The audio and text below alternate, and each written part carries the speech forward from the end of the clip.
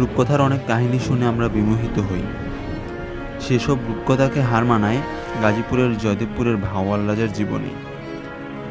আমরা আজ ভাওয়াল প্রাসাদ এবং এর শেষ রাজা সম্পর্কে আপনাদের জানাবো।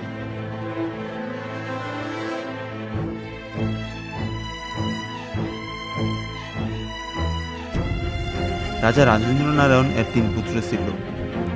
বড় ছেলের নাম ছিল নরেন্দ্র নারায়ণ, মেজ ছেলের নাম ছিল রমেন্দ্র নারায়ণ এবং তার ছোট ছেলের নাম ছিল রবীন্দ্র নারায়ণ।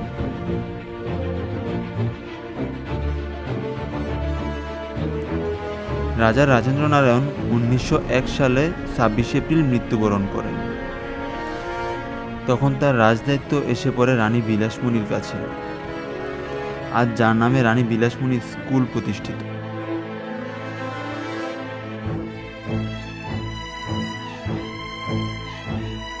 রানী বিলাসমণি তার 3 পুত্র ও 3 কন্যাদের লালন পালন করতে হিমশিম খান। তখন রাজকুমাররা তেমন পড়াশোনা করতেন না, বিশেষ করে মেজ রাজা রমেন্দ্র নারায়ণ।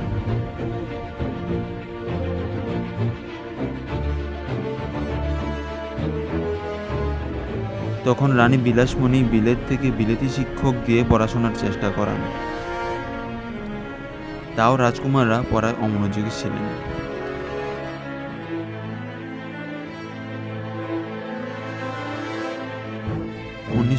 সালে রানী বিলাসমণি মৃত্যু হয়। রাজভার এসে পড়ে মেজ কুমার এর কাছে।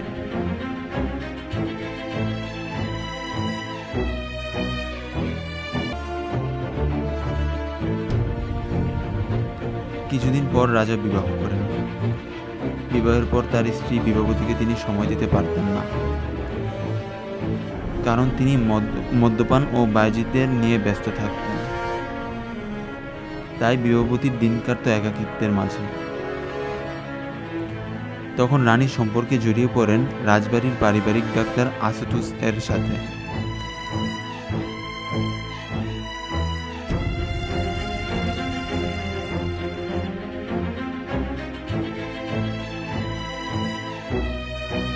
বেশি মদ্যপানের কারণে একসময় রাজা অসুস্থ হয়ে পড়েন। ভালো চিকিৎসার জন্য তিনি দার্জিলিংও যান।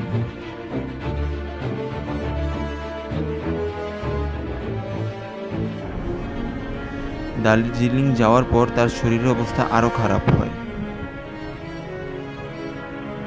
একদিন রাতে রাজার প্রচণ্ড পেট ব্যথা হয়। সেদিন রাতে রাজার মৃত্যু হয়।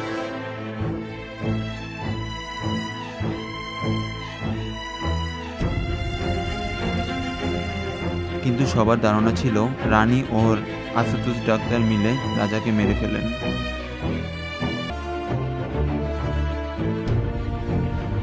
লাশ পুরানোর উদ্দেশ্যে শ্মশানে নিয়ে যাওয়া হয়। হঠাৎ জ্বরের কারণে তারা লাশ না পুড়িয়ে সেখান থেকে ফিরে আসেন। পরবর্তীতে লাশটি আর সেখানে পাওয়া যায়নি। 10 বছর পর রাজা ফিরে আসেন সন্ন্যাসী রূপে।